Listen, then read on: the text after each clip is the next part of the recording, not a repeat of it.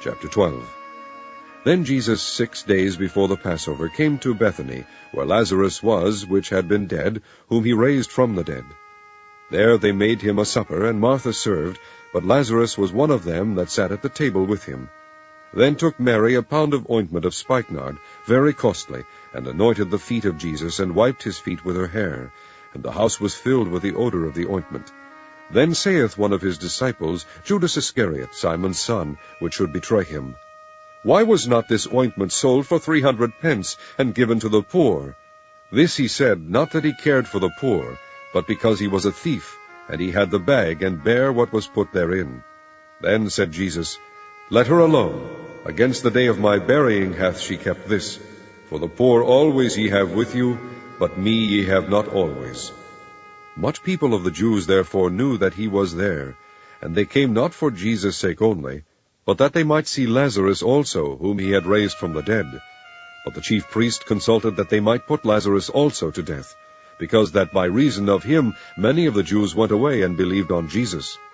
On the next day much people that were come to the feast, when they heard that Jesus was coming to Jerusalem, took branches of palm trees, and went forth to meet him, and cried, Hosanna! Blessed is the King of Israel that cometh in the name of the Lord. And Jesus, when he had found a young ass, sat thereon, as it is written, Fear not, daughter of Zion, behold, thy King cometh, sitting on an ass's colt. These things understood not his disciples at the first, but when Jesus was glorified, then remembered they that these things were written of him, that they had done these things unto him. The people therefore that was with him, when he called Lazarus out of his grave, and raised him from the dead, bear record. For this cause the people also met him, for that they heard that he had done this miracle. The Pharisees therefore said among themselves, Perceive ye how ye prevail nothing? Behold, the world is gone after him. And there were certain Greeks among them that came up to worship at the feast. The same came therefore to Philip, which was of Bethsaida, of Galilee, and desired him, saying, Sir, we would see Jesus. Philip cometh and telleth Andrew, and again Andrew and Philip tell Jesus. And Jesus answered them, saying, The hour is come that the Son of Man should be glorified. Verily, verily, I say unto you, except a corn of wheat fall into the ground and die, it abideth alone. But if it die, it bringeth forth much fruit. He that loveth his life shall lose it, and he that hateth his life in this world shall keep it unto life eternal. If any man serve me, let him follow me. Where I am, there shall also my servant be. If any man serve me, him will my Father honor. Now is my soul troubled, and what shall I say? Father, save me from this hour. But for this cause came I unto this hour. Father, glorify thy name. Then came there a voice from heaven, saying, I have both glorified it, and will glorify it again.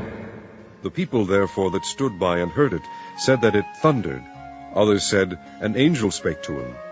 Jesus answered and said, This voice came not because of me, but for your sakes.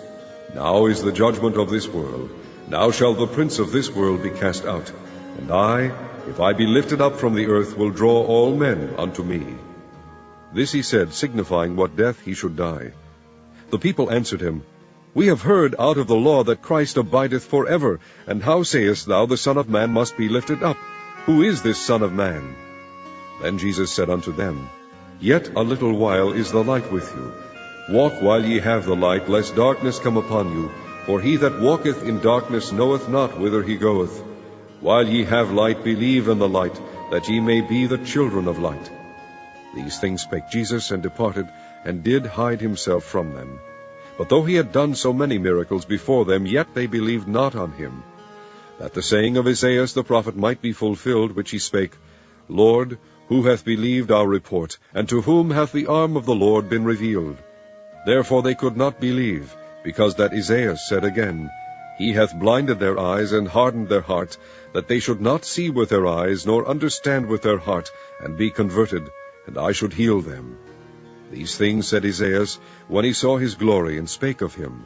Nevertheless among the chief rulers also many believed on him, but because of the Pharisees they did not confess him, lest they should be put out of the synagogue, for they loved the praise of men more than the praise of God. Jesus cried and said, He that believeth on me believeth not on me, but on him that sent me. And he that seeth me seeth him that sent me. I am come a light into the world, that whosoever believeth on me should not abide in darkness.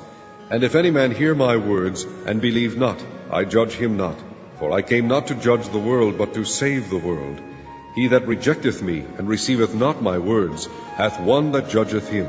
The word that I have spoken, the same shall judge him in the last day.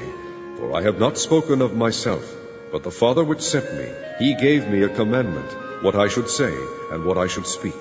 And I know that his commandment is life everlasting.